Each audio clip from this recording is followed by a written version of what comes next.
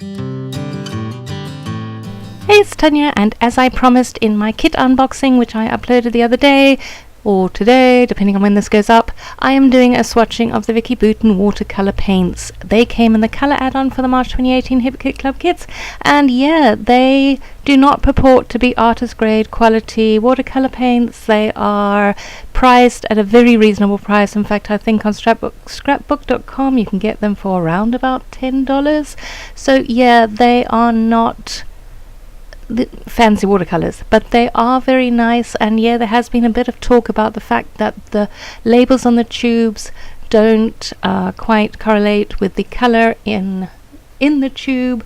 And I was watching a Facebook Live from Vicki Boutin in her Facebook forum, and she suggested this. For one thing, number your paints and do a swatch so you know what the colors are, and a lot of them are very similar. And the other thing she said about these is that they are a bit more like gouache than watercolor. So let's see what I'm going to do. And yes, I cleaned out, this is a Tim Holtz little paint storage thingy that I have, and I'm just going to put them in. And oh, this is going to be, if you know me, you will realize that what happens next is a complete and utter disaster in my life, and I promise you I am going to need a lot of therapy to get over it.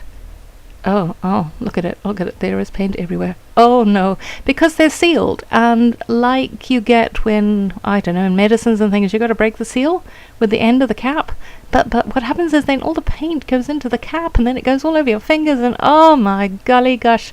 Yes, suffice to say, I wasn't a very happy girl, but I do come up with a solution to this. So if you are like me, and I know it seems like what's it, an oxymoron or a misnomer or whatever you want to call it, where you like, you like to paint and do art, but you hate getting your fingers dirty. I know, it's just not right, really, is it?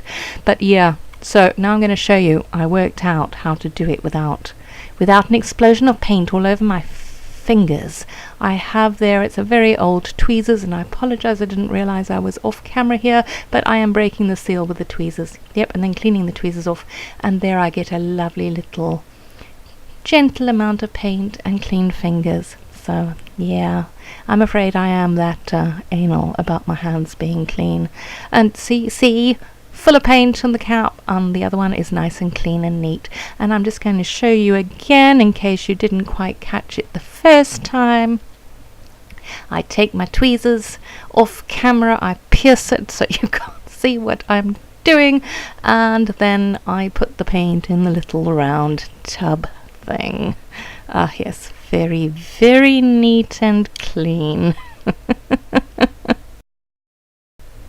And now I'm going to speed up the process, and you will now see that there we go, I've got them all in my paint thing, and I'm drawing black lines, and this is watercolor paper, and I'm just going to swatch them. But apparently you need to wait a little bit for your Sharpie or whatever marker I'm using to dry, because then I ended up with a bit of black. So this whole thing was a mild disaster. But yeah, I'm swatching the colors, and the colors are really very pretty. And from a very non-professional watercolor person, I've only been dabbling in it, as you will have known if you follow me. And this color is so pretty, such a pretty color, that they to me react like watercolors. They are pigmented, they are bright, they have a lovely range of colors. You've got 18 colors here. And yeah, if you are starting out in this medium and you don't want to spend a lot of money, these are really, really worthwhile getting. My gosh, I mean, for around, what did I say, $10 or $11, you get 18 colors, and that's only a tiny bit that I took out of the tube.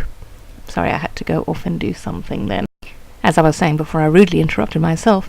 That yeah, for people starting out, I think it's exceptional value. And I think the colors of that color, that has to be, I think, apart from that really bright pink in the top right, that tealy color at the bottom there, oh, so pretty. And the black is super black, and of course, obviously you're not going to see the white.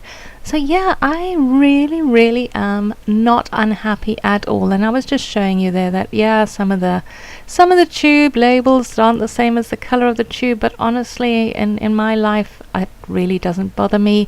And I'm going to make a swatch to put onto the lid of my Tim Holtz paint thingy, and then I'll know exactly what the colours look like. And I just wanted to see whether they actually did react like watercolor paints do, and so I sprayed some water on my watercolor paper, and now I'm just mixing it up and just playing and doing, you know, what I know what to do with watercolors.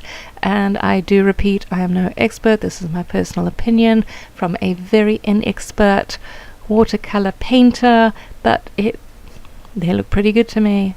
So yeah, I think one can have a tremendous amount of fun with them, and I am going to. So that is my swatching of Vicki Boutin's watercolor paints. I hope you enjoyed it. Like and subscribe, and we'll chat again soon. And I'm just going to give you a little bit of a close-up of the colors, and there we go.